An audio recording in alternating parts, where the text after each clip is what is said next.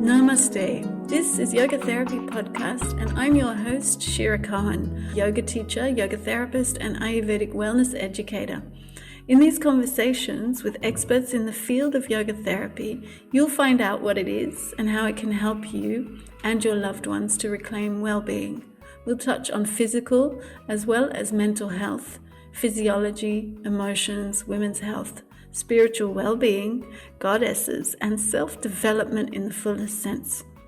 Listening to another story can change ours, so thank you for showing up, and let's begin this journey together. And the opposite or the antidote to depression, expression. Yes, that's what my book is about. How to express all of this in a way that's healthy, use it. There's energy behind it. Absolutely. Goddess bless you. You're onto it. In ads, but look at all these connections I have where there are three women together. What about all the girl groups of the 60s? The Supremes? Supremes was great because you turn the dial. You got the one, the middle one, and the fat one. Excellent. The Supremes, the Ronettes. How about Destiny's Child? Didn't Beyonce come from that? Yeah. So Solange, isn't that her sister? She's the Hecate. Okay. And Beyonce is clearly the Venusian woman. Yes. And that third sister must have been the innocent virginal type. Mm. Now, haven't you heard it said, I never used to watch that Sex in the City, but I know about it. Are you a Miranda or are you a Charlotte? It's the same types we're talking about. Now here the three has opened up into four. We have Charlotte. Isn't she? You'll have to tell me because I don't watch that. I don't watch it either. Sexual one, always sexual. Okay. Miranda is the older crone, I think. And then Carrie, she's like all three together.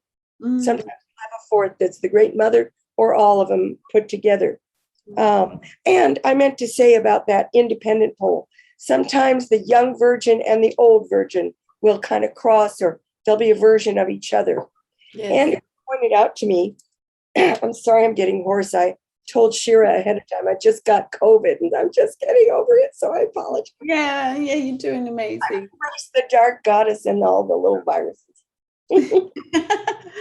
I've been told that in a lot of lesbian couples, that one will be a virgin, Amazon, and the other will be a crone.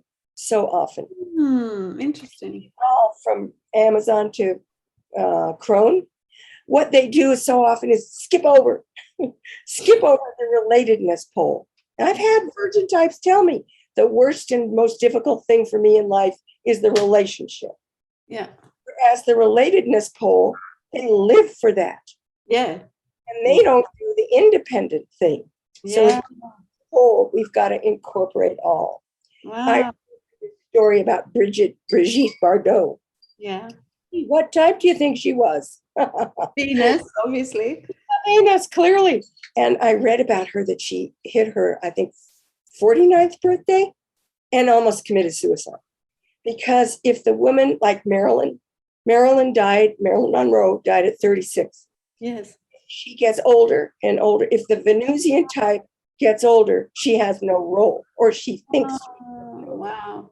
life. Her whole purpose is to be the lover to the man. So Brigitte Bardot came to a crisis point in life as she got older. She couldn't be the sex kitten anymore. Mm-hmm. But what she did, she eventually got through a crisis and went into animal rights, which I so much appreciate. Kind of. At a cause. See? Now that's being a warrior. She's incorporating the virgin type. All of us need to incorporate all of these types to be whole. Okay, so I've got all these girl groups. I got Sex in the City there. How about the Golden Girls, even though they're older? Yeah. You see the types. Rose, that was Betty White. She's innocent. She doesn't have a clue about anything, She sees some toy thing, she says, I thought that was a map of Florida. It's been a long time since I've watched that. I think I was 20. People out there will know of the Golden Girl. Rose is the little innocent virginal type. You don't have to be a literal virgin to be a virgin type. That integrity. Blanche, Rue McClanahan, if you watch closely, every word out of her mouth is about sex and men and being alluring. She's the sexual type, the Venusian. Dorothy is the old crone, the wife. And then her mother, Sophia, is even more. You turn the dial and you got even more of a crone. And she will say anything. Now, this is one feature of the crone goddess and the crone type. It's like impossible to embarrass her. She is not embarrassed about anything. And she will just say, it'll just come right out, and she will sugarcoat it. Exactly. And you notice this when I'm going into in perimenopause, but you notice this menopausal women, they just don't care anymore. They're not here to be liked or approved of. They haven't got anything they need to show to the world anymore. They're just in their element. And get out of my way. See, I know what I'm doing. Her as a nasty old bitch. This is what we mean. But she will say anything and is unembarrassed by it, but it's always the truth. Yeah, it's to the point. Truth teller. Now, if you see a woman that favors red, that's their favorite color. I'm thinking of Bette Midler, who is this type, and she has a reddish quality. She'll just say anything. She doesn't care. But and that leads me to the other one. The First Wives Club was a movie. It's just classic. You couldn't even have planned it. The Diane Keaton figure was an innocent little thing, like a virgin. Goldie Hawn she was all in her body and plastic surgery and being sexy all the time. And then Bette Midler was the crone. Okay. How about the Kardashians? Originally, we have 3 Kardashians. Let's talk about them. I don't know them. I don't watch them. I've never followed them. Charlie's Angels. You had a more innocent one. And then Farrah Fawcett, clearly the blonde, was the sexual one. And then Sabrina, she was the more wise, you see. But the Witches of Eastwick. Did you ever see that? Yes, I love that. That's a beautiful description of this. Yeah. Had the Susan Sarandon figure, who was like a career woman. And then Athena. Always had blonde, kept having babies all the time. There's the lover and the great mother. And Cher was the old widow who will say anything, but it's always the truth. Cher will often play that kind of type, meaning that's what she is in her person. Yeah. Oh, I don't know if you folks know. How about 9 to 5? Here's Jane Fonda was the innocent little thing that just got hired. Dolly Parton, because you get a better Venusian woman than Dolly Parton. And then Lily Tomlin, who actually tried to poison the boss. There's the crone. Now, I don't know if you folks know out there in the world, this wonderful little movie called Tu Wong Fu, Thanks for Everything, Julie Newmar. This is about 3 drag queens. So even when the men play the women, the drag queens, they show up as the 3 types. We had Patrick Swayze played a prim and proper lady, always a lady. And then it was John Leguizamo who played the middle. It was always about the lover and finding a lover and wanting to be loved. And then Wesley Snipes with his long red fingernails was the crone. So even when the men play it, I've never heard of that film. But shall we move on? Yeah. I was going to say, you look for this in your own life. Yes. Okay, that's good. That's good. The mother, the sister, yourself. You'll have a triple goddess somewhere in your life, possibly. Yeah. And so you're saying it's really important for us to develop all these aspects of self. Yes. Even if it's not natural to you. Yeah. And so what do you do if it's not natural to you, or you feel it's non-existent to you? How do you develop it? It's all the archetypes are within us. You've got to love and embrace the thing that isn't so natural to you. If you wish to be whole, that is healthy. Yeah. Yeah. Well, I was going to go into a little bit of history here. Yes, history is fine. I just don't want to go too much on the track of films because... Yeah, those are just examples. Yeah, I understand. Okay. Yeah, and I was wondering, is there, like what we just spoke about, making ourselves whole, is there a way we can practice? Is there, like, for example, reading books or doing rituals? Is that a way to attune to the archetypes? Sure, absolutely. Rituals, wonderful. If you're wary of a certain goddess, purposely put her on your altar. Purposely get an image of the crone, for instance, saying, you know what, I need to open up to those qualities in myself. If we do a ritual, we put ourselves into that ritual space, we can't even predict what might come up in our ritual, Yeah. And you might not even be aware. Okay, I'm going to purposely honor the dark goddess Kali, and I'm going to respect and honor her gifts of death and disease. I'm not going to be afraid of it anymore. Purposely do that in yourself. And you'll be surprised in your ritual how much comes up. And you'll feel, you know what? There's that side of me. Yeah, I recognize that in myself. And these virgin types, they hate the sexuality, Yeah. I was one of these. I was really like aversive to sex for so long. And then all of a sudden it just started to rise. And then I went looking for it, and it's so different. And you feel like you're young again. You're kind of rebirth because you have to develop this other archetype that you've never been. You're doing it. That's exactly right. Good for you. Goddess. Yeah. Phases are phases of our lives as women. Uh-huh. We have our youth when we're all literally virgins, children.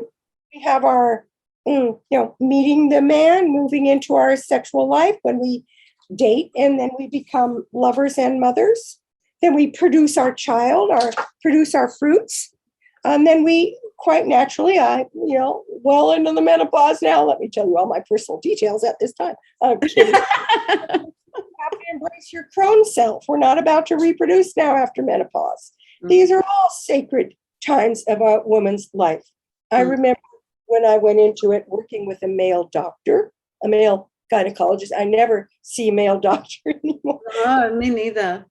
When we were talking about my symptoms of menopause, and he just said, I'll never forget it, looked across the table at me. He said, well, you see, here's what's happening.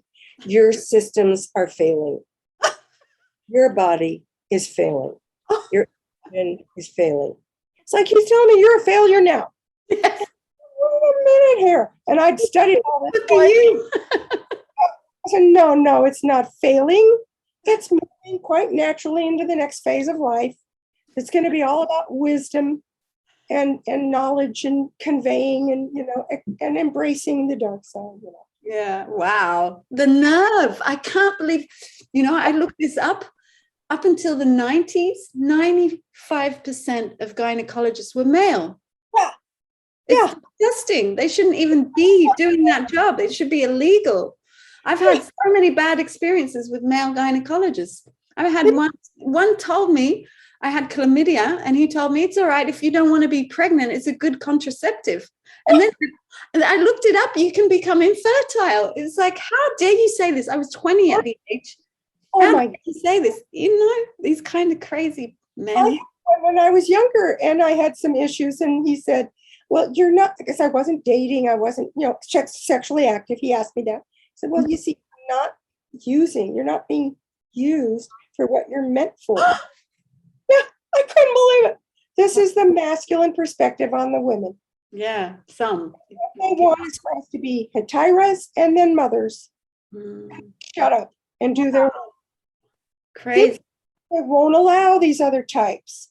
We women know we're going to be all types. This business of the sex drive kind of waning when you're past menopause, that's natural. Come on, that's your crone life, your crone years. You're not about to reproduce at that point. It makes sense that the sexual element is, waning. It's shifting. Be yourself, Have you read books from what's her name, Christiane Northrup? Yes. Mm-hmm. She talked about the goddesses. Yes. Oh, and menopause, right? Yeah, exactly. I thought you mentioned Christine Downing, is it? Who also wrote about the goddesses. Barbara Walker has a wonderful volume called The Crone. If, as I say, these other types are now out and accepted in society, but the crone has never yet gotten her due, and respect in society. And the men are scared to death of her. Because it's death. me, have you seen sometimes men, if they meet a lesbian, they act like, oh, like a lesbian. You can't use her for anything. She's not worth it. She's not for you.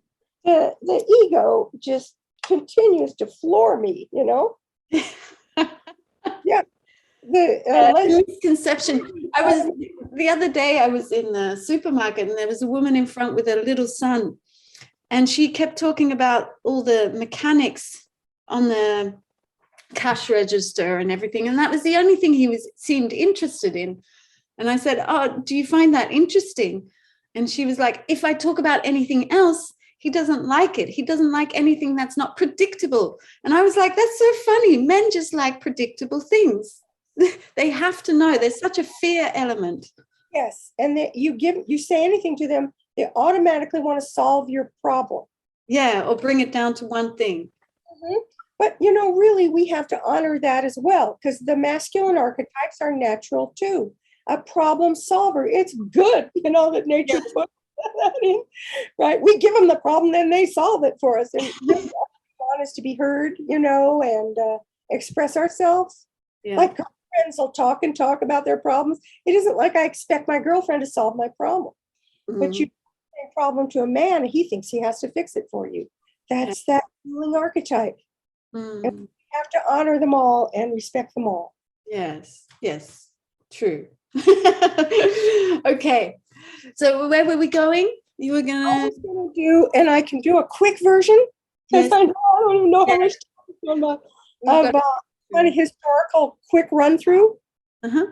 When I'm talking about this triple goddess and it opens up to a fourness, well, when we look at historically, we find that the oldest goddess, one of the oldest images in all human art, in the cave paintings and the art, the Paleolithic art, the great Venus of Willendorf that have been found, the great pregnant Earth Mother, have been found all over the place in the Paleolithic.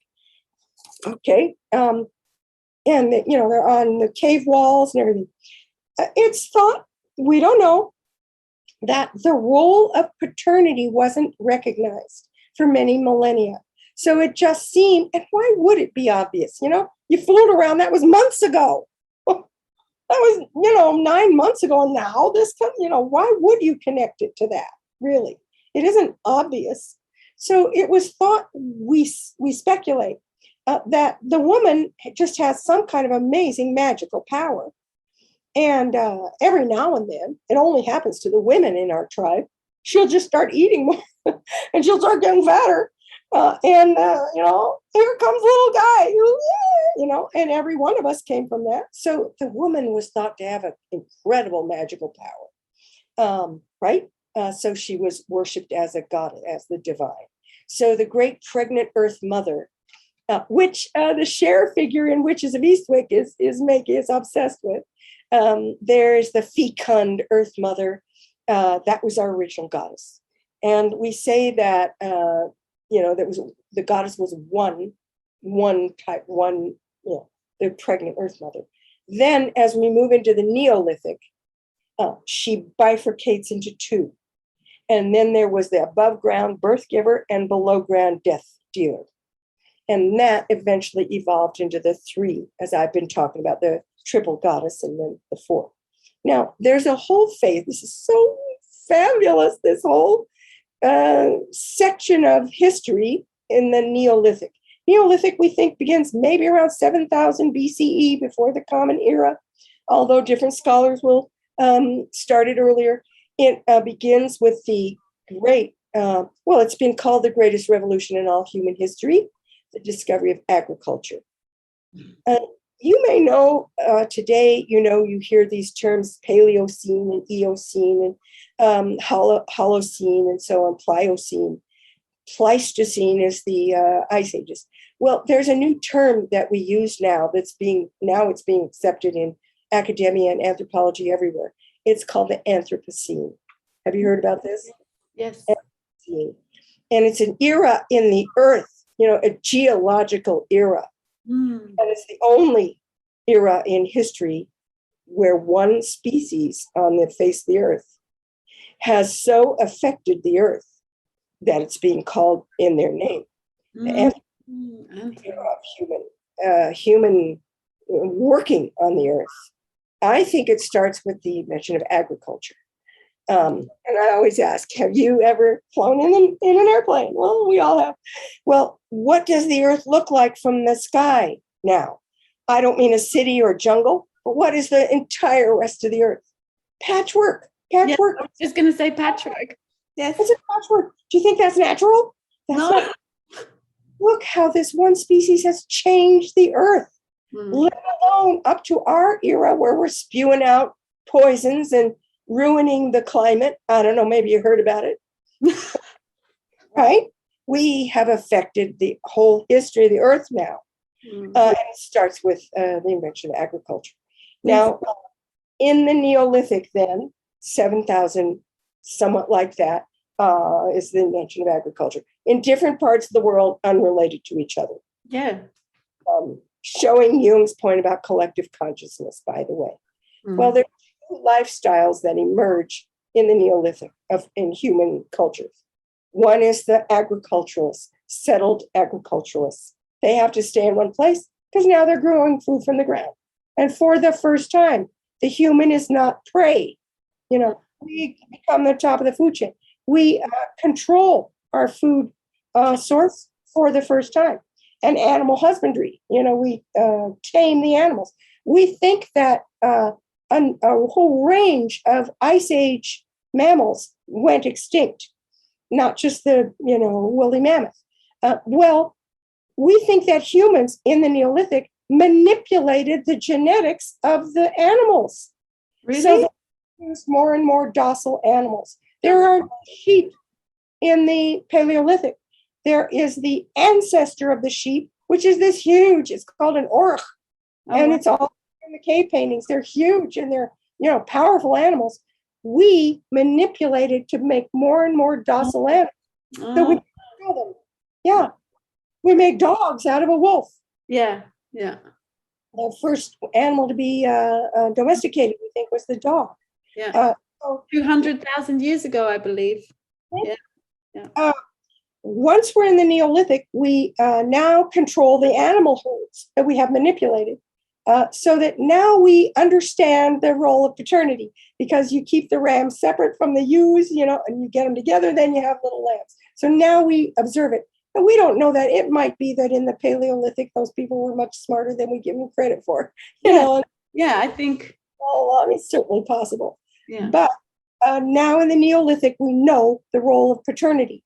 And so that's one lifestyle, the settled agriculturalists. Don't you cats go near that. If we go out again, you'll know. Just give it time.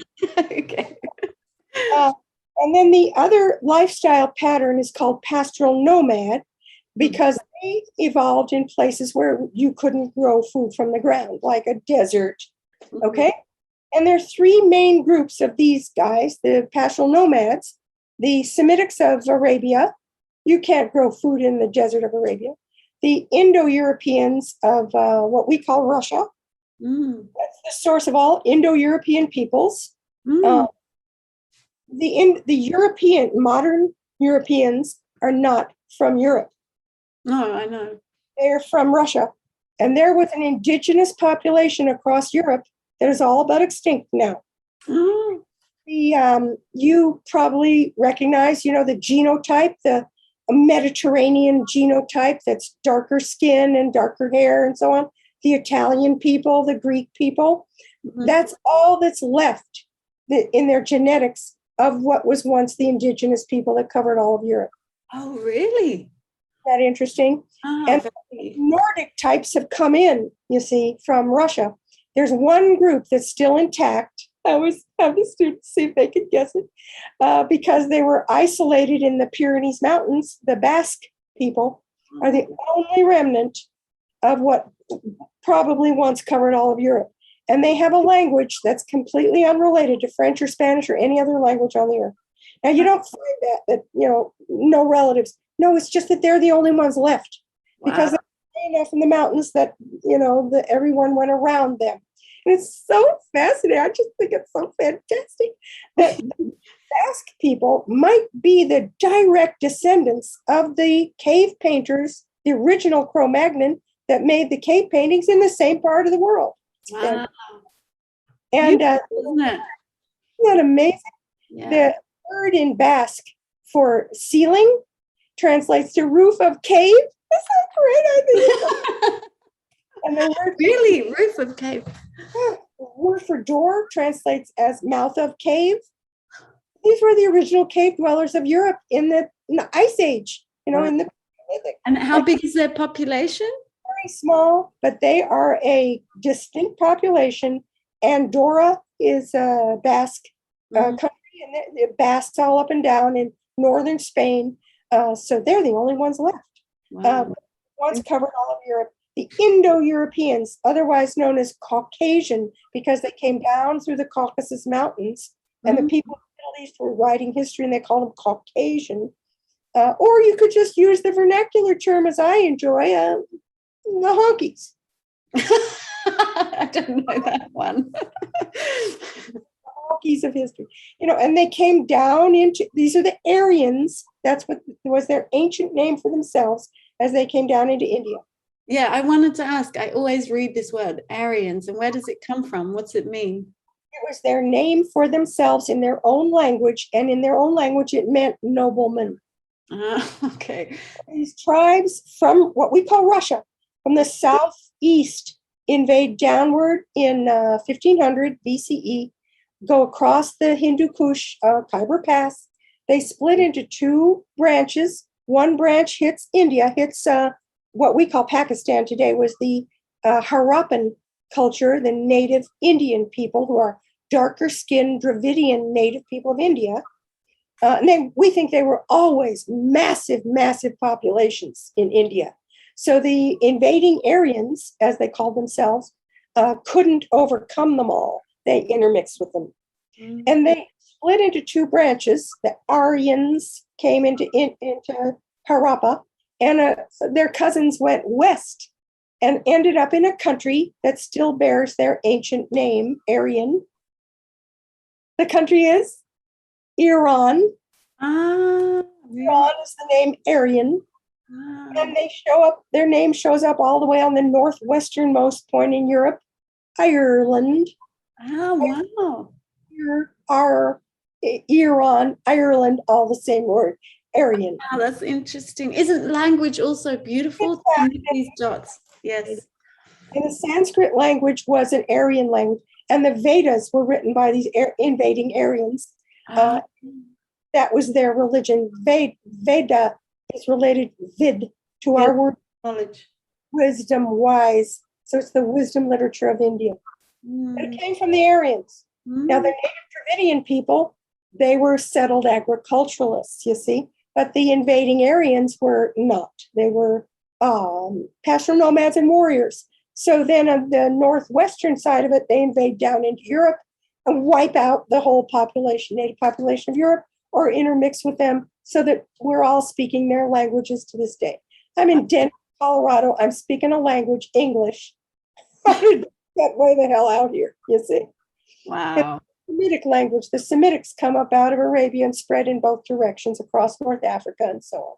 And then the third group of the pastoral nomads, people who derived in an area where it's not good for farming, are the Mongol people known as the Altaics. Okay, from the Altai mountain range, this is the Huns, Turks, Mongols. And they're very fierce, very warrior, culture. Now, the five great centers of civilization were all produced by settled agriculturalists. By civilization, we mean a technical term, those who produce, actually civilization comes from the word city. So we have civics and civil and citizen and etc. Civilization, civil behavior. Okay, and then in Greek it's polis is city. So we have polite behavior and policy and politics and policy, police. Yeah. The police polite behavior of the polis dwellers. policy. Got it all in one sentence. Yeah. So the cities settled agriculturalists because you have to be near the crops and you have to all live together. So you better be civil. You better be polite with each other. And then they produced civilization. 5 great centers of civilization, all coming out of the Neolithic, indigenous Europe that I just mentioned, the ancient Egyptians. Egypt is the gift of the Nile. These were all along great river valleys. The Danube that flows through Europe, originally they were called the Danube people of Europe, but now it's thought they covered all of Europe. There were artifacts found from the Neolithic in the Netherlands. And there was an artifact with a little sailboat found from the Neolithic in the Netherlands. Oh, wow. Spread from the Netherlands down to Pontus, around the Black Sea area. Mm-hmm. Probably a continuous culture. Egyptians, and then the Mesopotamians, the Sumerians of the Tigris-Euphrates Valley, and then the Harappans of the Indus Valley. There were probably cousins of theirs in the Ganges Valley, but we can't, haven't discovered it because people are living on top of. There's probably all kinds of artifacts and whole cities below the cities of the Ganges. It's too teeming with population to have it. Yeah. Chinese across, the Himalayas into the Yellow River Valley produced the Chinese civilization. They're not related to the Mongol people. So those are the centers of civilization. Wow. We think, I'm trying to do the fast version here. Oh, this is so interesting. I know. Don't hurry. Don't feel rushed. It's very interesting because I would love to read books on this, but if you can bring this down into half an hour, it's even better. Trying to do the fast version. There's a wonderful source by Marija Gimbutas. Ah, yes, I've got it. Gods of Old Europe. Living Goddess?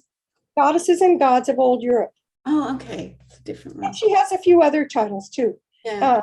She is researching that indigenous European culture before the Europeans come in, before the Aryans come in.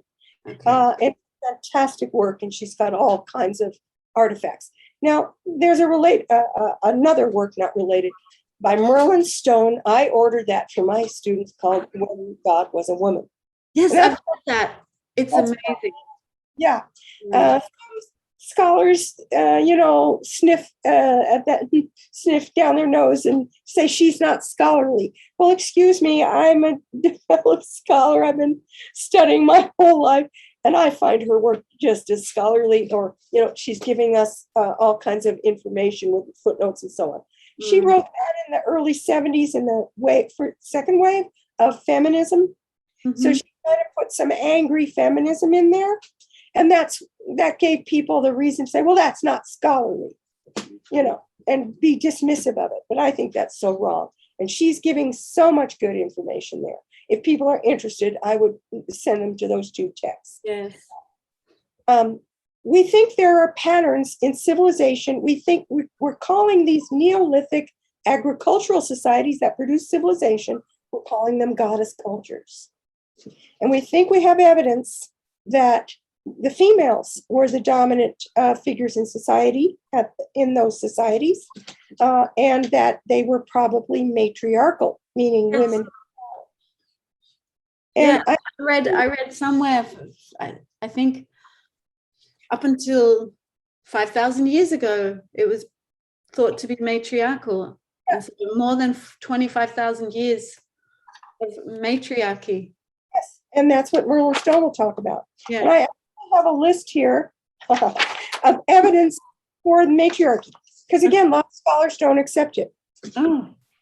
I once had a student say, just look at him. You couldn't have women rule over men. Look at how much more powerful men are than women. That's ridiculous. Women never ruled over men. And then I had this big, massive, powerful guy raise his hand. And he said, I'm powerful. I'm sure, nobody would come against me. My wife is 5 foot tall. She's a tiny little thing. I'm scared to death of her. She definitely rules over me in my household. Physical strength. I'll never forget that. That's nice. To archaeological evidence, epigraphic evidence, inscriptions, mythic evidence, ritual evidence, textual evidence, culture patterns, linguistic evidence. I have to talk about that, and cross-cultural evidence. So I have two pages here of evidence for matriarchal culture. Now, we don't know that it was everywhere. And these pastoral nomadic cultures I've mentioned, those three, we think they were never matriarchal. The women were possessions, in the back, along with the tents and the children and the cattle and the women. So the Semitics never were matriarchal, we don't think, or these Indo-Europeans. But the settled agriculturalists, we think, were. Some of us think, some of us are convinced by the evidence, right? Now, we have our best evidence out of Sumeria, because they invented writing. Talk about it at this juncture because I brought up writing. They invented writing, and then we think the Egyptians copied them. We think the Egyptians and the Sumerians, traded with each other. And they probably traded around by the sea with Harappans as well. We think the Harappan culture may have been matriarchal as well. So the goddesses were supreme. The head of state was a woman. The goddess in Sumeria was called Inanna. And then the Semitics sweep up and take over and render the Sumerians extinct about 2400 BCE. From 2400 to this day, the Fertile Crescent is a Semitic world. Yeah. Can I ask, what is Semitic actually? Okay, it comes, actually, the word is a biblical reference, because these are the people who produced the Bible and the Quran, the ancient Jews, or Semitic. And it comes from, the Bible story of Noah, how the whole world is flooded. And there are three brothers that survived, Noah and his wife and three brothers, Shem, Ham, and Japheth. So just in the Bible's storytelling, these three brothers, who are genetic brothers, have to account for all the races of the world now. Everyone had to come from them.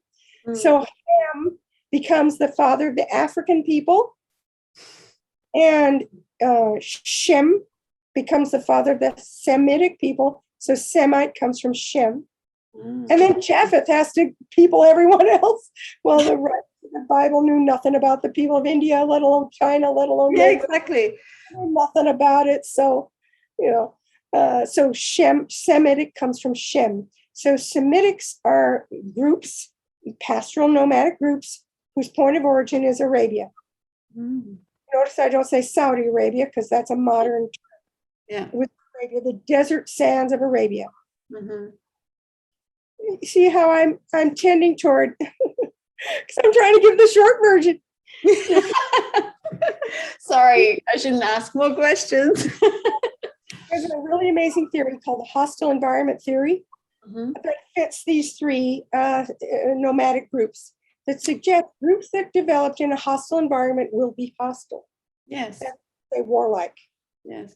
Everyone is warlike. Everyone has war. The Hawaiians have war. But these three are the only ones, the theory suggests, that have massive wars of conquest, where they have moved thousands of miles out of their home territory, conquering and killing everyone in their path, extinct everyone in their path, because their point of origin is a hostile place. By hostile, we mean not enough food and water for everyone. Yeah, scarcity. So the scarcity makes them aggressive. Yes. So in Arabia, my God, the sparse little, how are we living? We're eating, what are we eating? Our sheep and goats. What are they eating? The grass. What does the grass need? The water. So there's grazing land, but it's very, very sparse. So the land, the carrying capacity of the land, is very low. So the land can only support a low population. So they're always fighting. Fighting in the Middle East has been a way of life for thousands and thousands of years. It hasn't stopped yet. Maybe you heard about it. Still tribal. It's all tribal. This tribe fights and hates every other tribe because we have to, because only our tribe deserves to survive, because all those other tribes will take our grazing land. And this is where Judaism has come from, this mentality. Yeah. Because the God is a tribal God and a tribal war God who protects the tribe. And that other tribe has their war God, and God hates that God. and they fight, you see. And they have those patches again, rather than the sewing. Women are cooperative, but the men are competitive. But if you weren't competitive in a world where there's not enough food and water for everyone, you die. Yeah. So the ruthlessness is built in by nature. It's natural. It's understandable. Yeah. Yeah. It's nurture, isn't it? Instead of nature. Yeah, it's natural. And you see it in nature where there's scarcity of food. Yeah, well, even Charles Darwin, he wrote in The Descent of Man, he spoke about love 96 times, I believe. And he spoke about survival of the fittest once, and it was in the context of scarcity, not normal. It's not a normal thing. And the patriarchal European culture took that out. You see? Yeah. Yeah. On it, but I won't go into that. So they come upon this settled agricultural people who are goddess cultures. They say, wow, look at this. They grow food from the ground up here. Wow. Fresh water, the Euphrates Valley. Oh my God, there's food and water enough for everyone up here. Mm. Do they send one runner on a camel back through the system to yell, there's water for everyone up here. Come on up. No, because the attitude is still grab it, get it, kill them all. Now, how did the Europeans act only a couple hundred years ago when they landed in the Americas? Yeah. And it was pillage, rape, steamrolled, committed genocide, and rendered extinct whole populations from sea to shining sea. Yeah. And when we congratulate ourselves that we did it, that it's manifest destiny, that God, gave us dreams. Yeah. The religion always plays into the culture, and justifies whatever the cultural norms are, But the settled agriculturalists had a different life. Now, the goddess of ancient, I did that really quickly.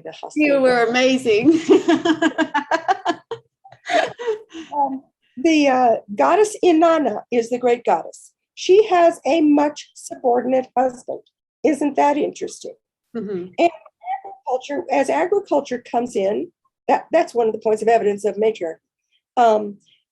We have a growing cycle, and everything depends on the crops now, right?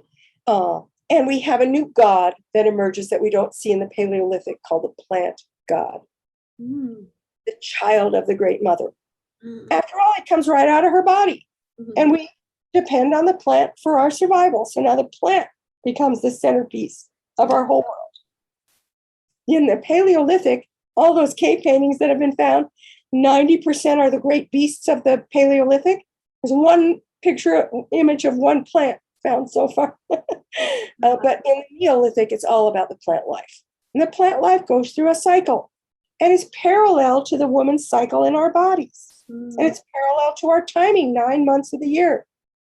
Okay, so we plant, and then we fertilize the earth, the seeds, and then we have to be quiet. Now the earth is pregnant, and we have to be quiet and give her nutrients, the sun and the water. So agriculturalists have long periods in the year where there's not that much to do. And that's been thought to, this leisure time business, thought to be the impetus to create poetry and art and dancing. Yes. All the elements of civilization, because you can't work on the crops while they're growing. And then you have very, very intensive work periods like the harvest time. The plant is going to grow. He's usually a male. He's the son of the great mother. She's going to let him grow and thrive and grow like this. And then she's going to ruthlessly cut him off at the knees and dip out. So the god will die. Yeah. And end of story? Never end of story. And his remains get sewn back into the ground, and he grows again as the new king. He's associated with the king. So we just said it this last week, didn't we? The king is dead. Long live the king. The king is the plant god. He's going to be our original dying and rising god. We get a resurrection motif in religion from agriculture, not from pastoral nomadism. That is so interesting, yes. And Muslims who come from the same world, the desert world, have no such thing as a dying and rising god. It's the agriculturalists who had an afterlife that's all developed because the god overcame death. If you eat his essence, drink his blood, and eat his flesh, which is the plant, the corn, and the fluids like the grains and the beers and the wines, you will live again too after you die. See, sound familiar? Yeah. Now, the great goddess doesn't die. Her son is killed ruthlessly and eaten, and then he returns miraculously. So you get a whole new pattern in religion from this. Wow. Now, the goddess herself has these titles. This is what was found in epigraphy, inscriptions. She's called, just see if this sounds like a ruler to you, who's in charge. If we say president, we mean something by it. It's not just he's a nice guy, he's such a president. No, we mean, or if we say king, we mean it's a, office. Yeah. So she was called Queen of Heaven. This is all titles of Inanna. Queen of Heaven, Lady of the High Place, Celestial Ruler. She's called ruler. She's called sovereign, the sovereign. Lioness of the Sacred Assembly, holder of the reins of power, the throne. She's called the throne. Interesting, in Egypt, Isis is the throne. And her son Horus sits on the throne and gains power. Yeah. And mistress of kingship. So those were all titles of the goddess. And then, the Semitics come up and conquer and render extinct the Sumerians. Again, now we can put our morality and say, oh, how wrong. But if we place them in their context, their cultural context, we understand why they were ruthless. We understand why we're speaking a language way the hell out here that came from them, because they conquered across the whole world. Okay. The opposite of the hostile environment theory are the Pacific Island people who just got on canoe. I have to do it. They got on their canoes, and they just sailed. God, that must have taken such courage for the first time to sail across vast open ocean. They didn't know what they'd find. And they found all these strings of islands that were empty. They didn't have to conquer anyone. And they didn't even have to grow food because it grows on the trees, It's paradise. Yeah. They had war, but did Hawaiians ever conquer the rest of the whole world? Are we sitting here speaking Hawaiian today? No. See? So among this, I'm mentioning the Sumerians, and you all may know they invented writing, and their form of writing is called cuneiform, right? We're familiar with cuneiform. Mm-hmm. You know that term. It's called wedge-shaped. Well, no, there's a history to cuneiform. This is so fantastic now. This is so cool. Origins. Okay, the cuneiform. We think the women are the inventors of civilization. Even our figure Lilith, who has a very interesting history. She's not in the Bible. A word appears in Isaiah called the Liliths. But then she shows up in the intertestamental literature that was banned from the Bible, the secret books of the Bible. And she, in those books, there's a book called the Secret Book of Adam and Eve that was not canonized. In that book, Lilith, which is a Sumerian name, that means everything, was Sumerian. Lilith is the older original wife of Adam, who lives deeper in the Garden of Eden. And Eve is the stupid wife, whereas Lilith was the smart one, the wise woman. And because she's wise, she's evil and dangerous. I've read this somewhere, yes. And isn't that, I'll say to the students, ladies, isn't that how guys kind of think about us women? Yeah. You're intelligent, you're evil. Dangerous. If you're smart, you're dangerous, and they feel competitive, and you're a threat. We're a threat to them somehow. And they want a stupid woman. They want a subordinate woman. And Eve is described as subordinate. And the sexual position must be subordinate. And she, in the Bible, he will rule over you. He will have dominion over his wife, and she will live to serve him. That's the masculine way. Well, Lilith is deeper in the garden, and she's a wise woman, and she did this dangerous, terrible, scary, horrible thing. She was on top during sex. Oh, couldn't even survive. That's that's the superior position. Well, even even in the book of these books, she shows up elsewhere in the intertestamental literature. Adam learned secret things that God never meant for man to learn from the Sumerian Lilith. What does he learn from her? Language, writing, metallurgy, agriculture. You see, all the arts of civilization. Wow. Yes. That goes back to Sumeria. Wow. Beautiful. Yeah, it's amazing.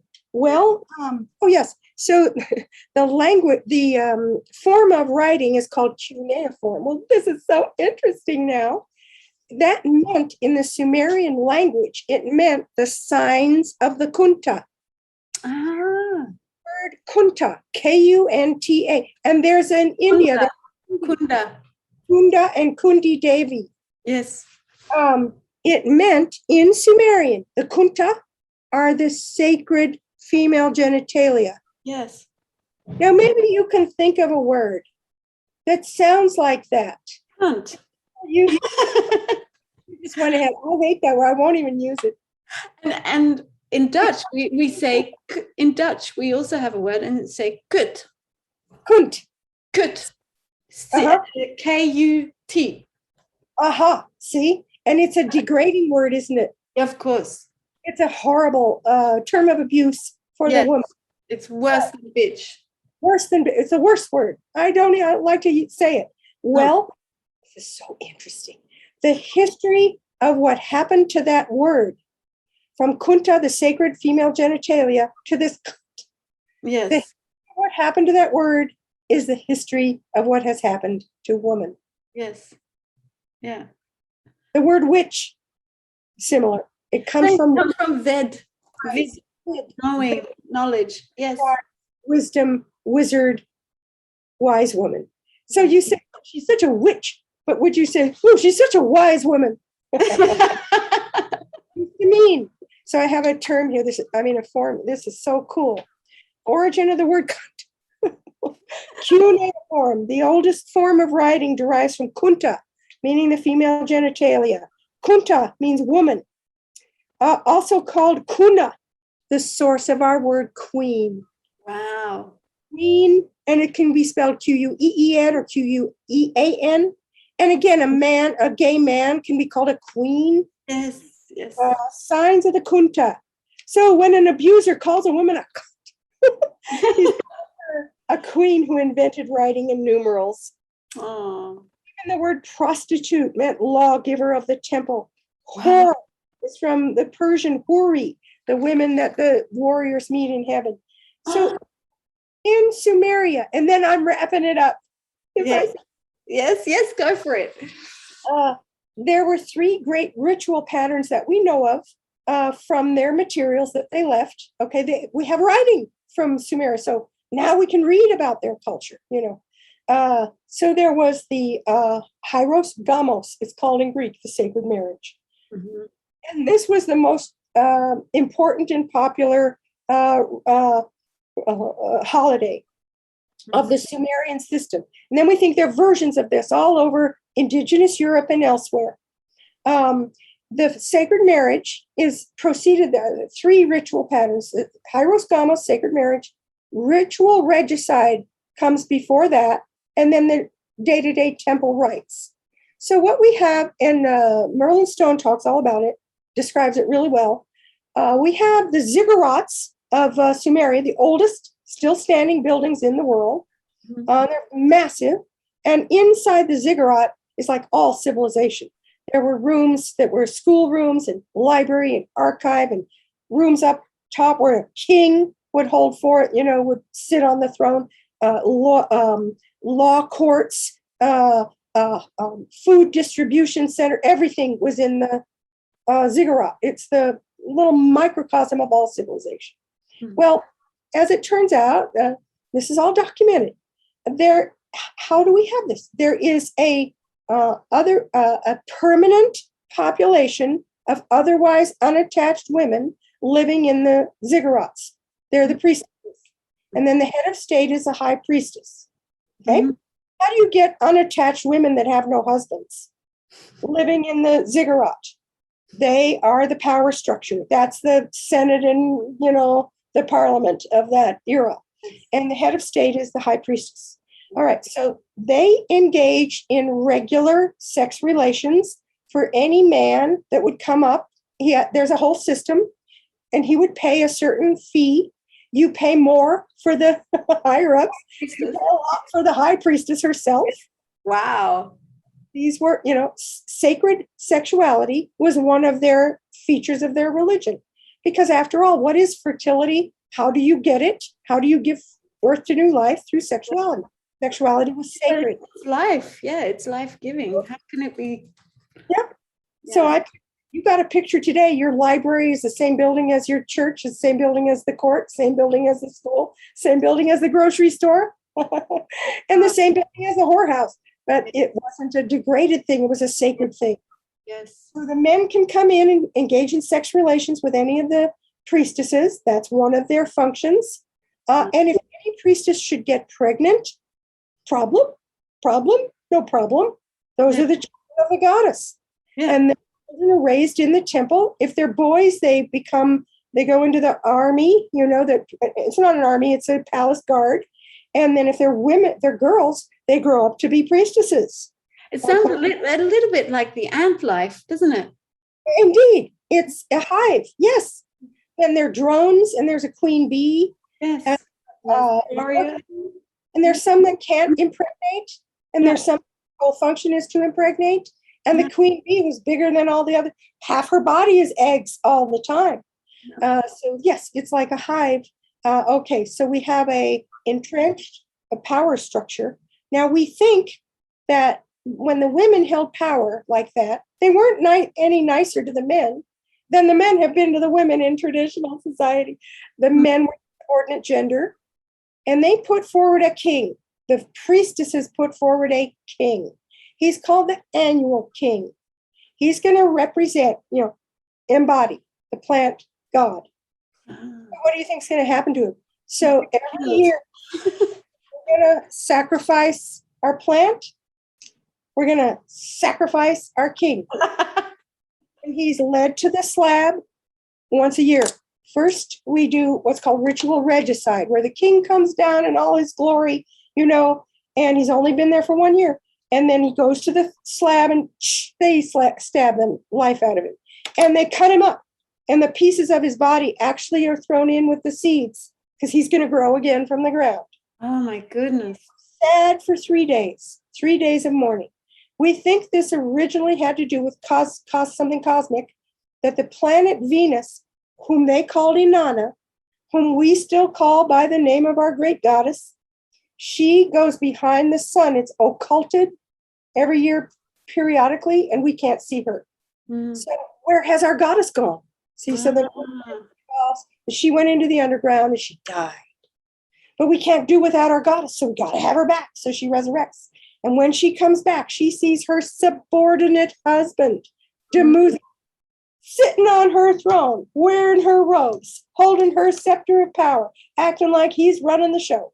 He usurped her power. And so she has to choose someone to be dead in place of her because she got out of death.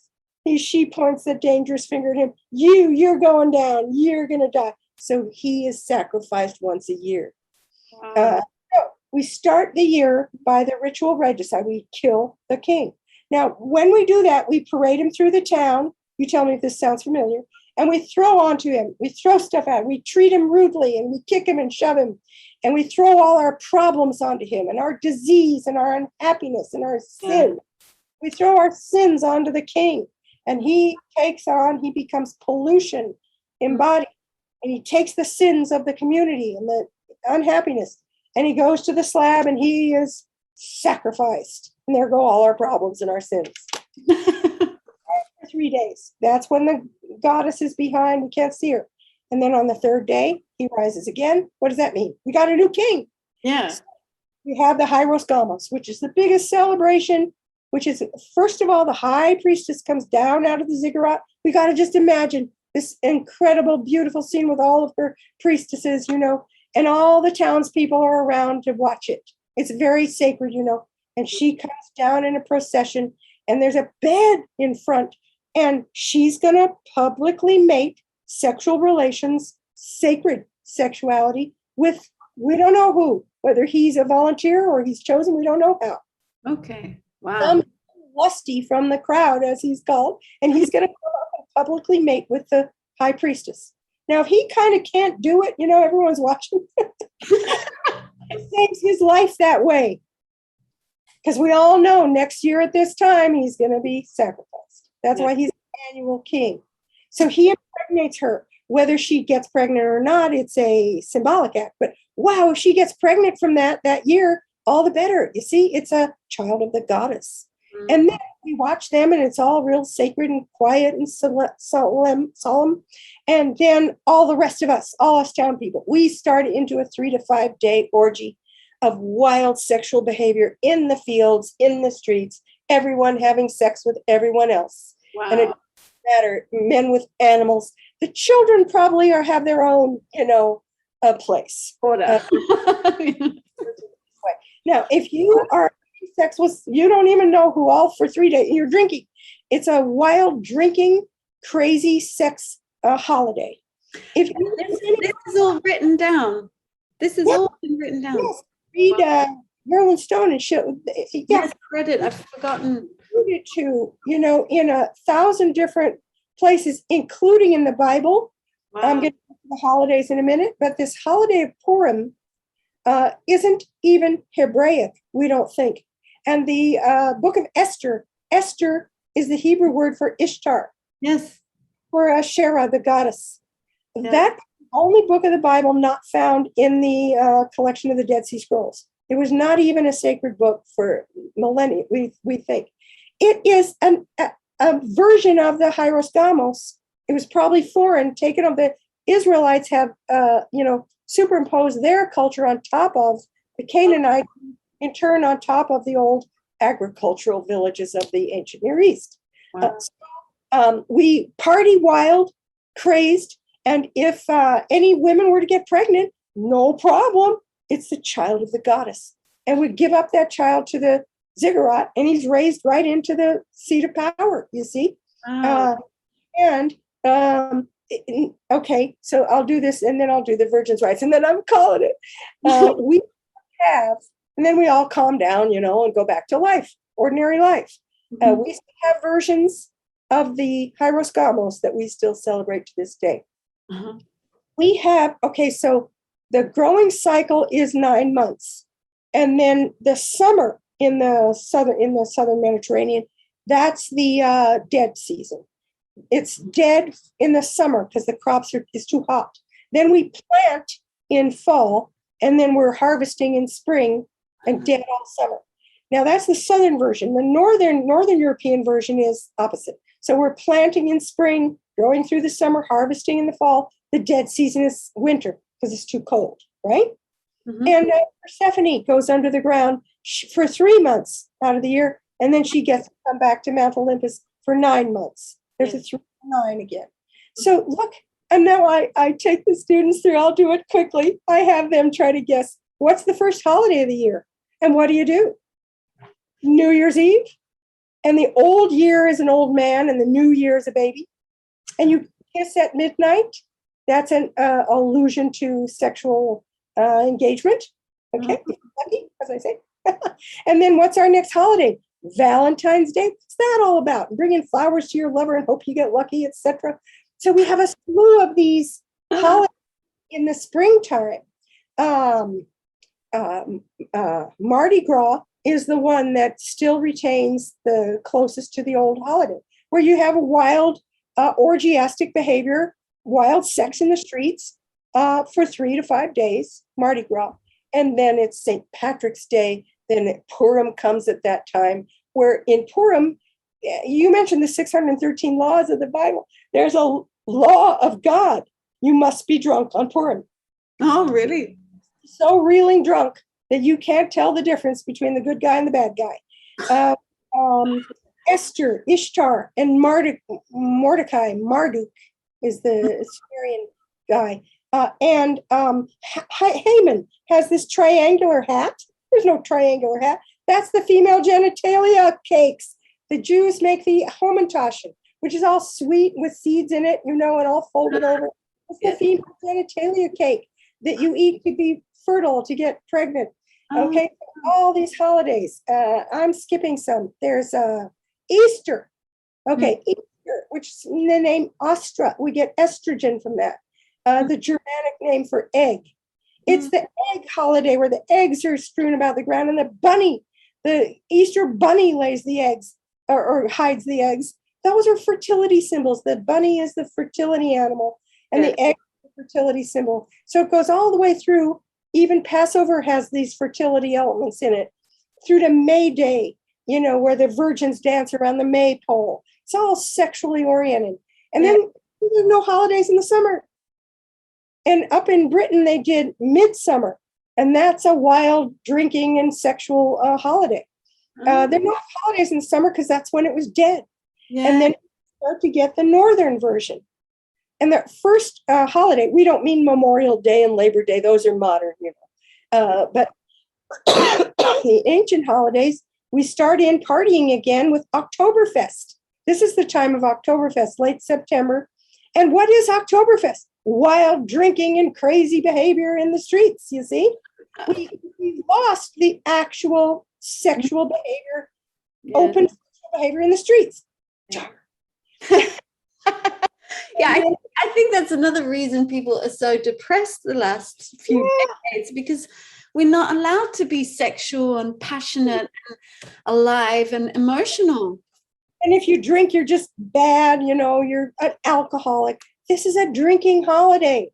So we go Oktoberfest and then Halloween, because this is the dead. We're celebrating the dead when the gates of hell are open, and the witch is the goddess. You see, that's Hecate.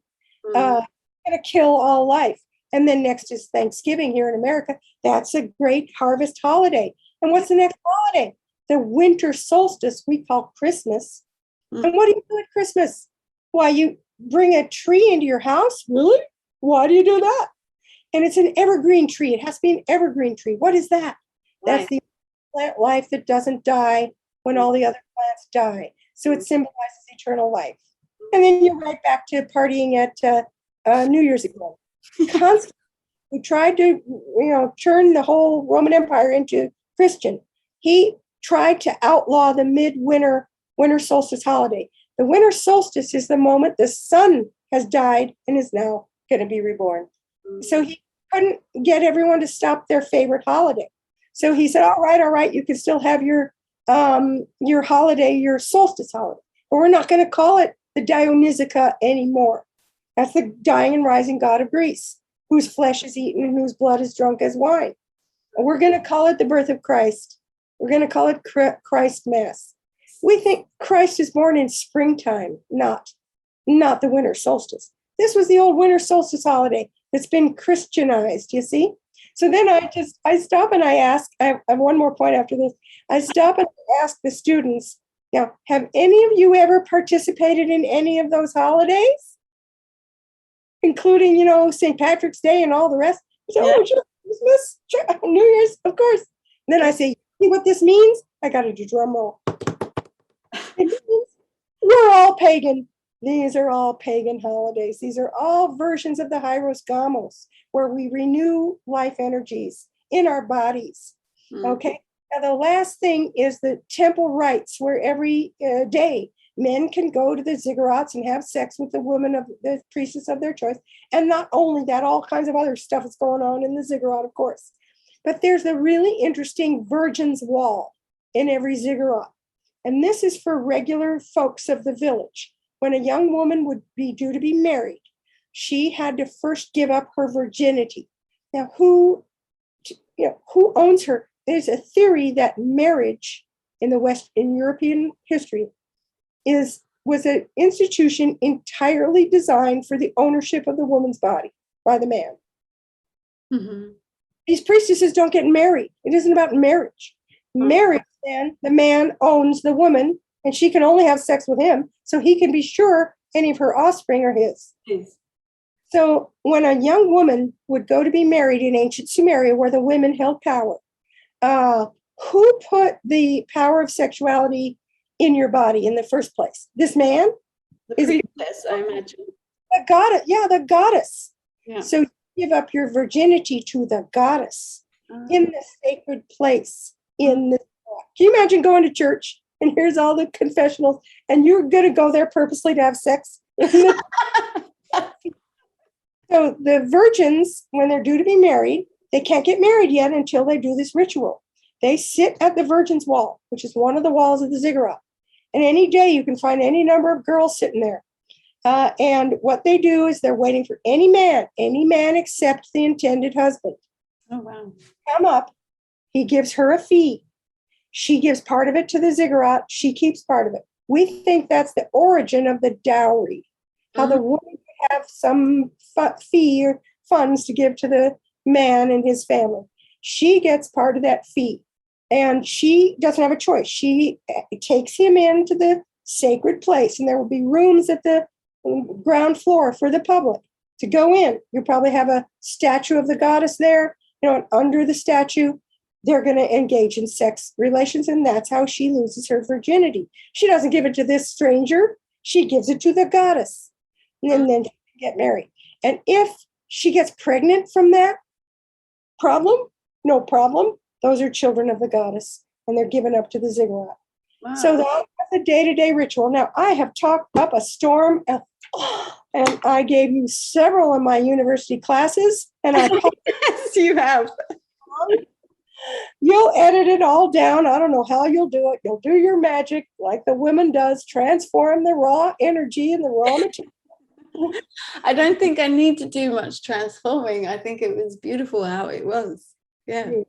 I know it's a long so much. You've shared indeed so much, and you've brought it down beautifully into something that gives an overview of how deep this is and how important it is and how relevant even to our present day situation, even right down to the environment.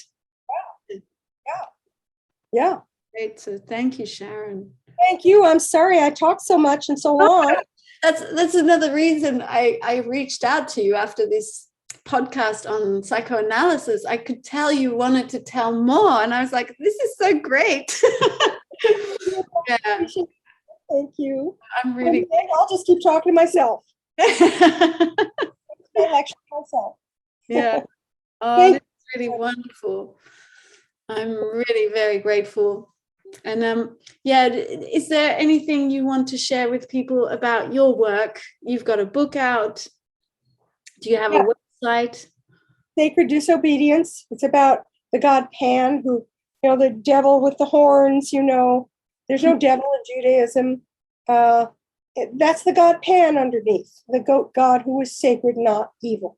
So this is all about, the repression of everything that the goat represented, so that we end up with an inflated monster called the devil or Satan. Yeah. And I do all kinds of different themes. I do work on dreams, dream analysis, and history of religion, as you can see, and early Christianity. I do some biblical stuff as well. So if you people are interested, you have me back one day. I don't know. But I think that's everything I have to say now. But do you do programs? Are you teaching people one-to-one? Do you coaching? Yeah. Now that I'm retired, I taught 42 years at the University of Colorado, Denver. And now I'm just doing little 4-week classes for the University of Denver, the enrichment program. But then I do things like this podcast, and I'm invited to speak. I have to speak at 9 a.m., which is crazy to me, at a church here in Denver. I'm asked to speak here and there, and that's on the hero's journey. Oh, wow. Yes. All kinds related to religion, myth. Okay. Just give me the links and I'll put them in the show notes, and then people can connect to you. Okay. Yeah. The flyer on my book if they want to buy it. Okay. And I do have, stuff I'm doing, but yes. People fly from the Netherlands to this church in Denver next Sunday. So thank you. All live, you mean? It's not online? No, it's in person. That one, the first one was a Zoom because I got COVID. I couldn't show up. Okay. But anyway, I do programs like this and other podcasts. If other people like you heard a podcast and you asked me on, so maybe others are doing other podcasts too. I'm doing one coming up on dreams, dream analysis. Oh, wow. That's fun too. Thank you so much, Shira, for hosting me and letting me talk and talk. I apologize for going on so long. No, don't apologize. Please feel free and welcome even. Yes. Thank you. And sleep well, because Sharon is up. It's now 2:00 in the morning, I believe. 2:30. Yes. Hey, I'm up. You see, I'm full on. You're still wide awake. Yeah. It was really wonderful. So thank you. That's all. Praise the goddess and all the goddesses. Thank you. Bye. Okay, we'll end the meeting. Bye-bye. Thank you.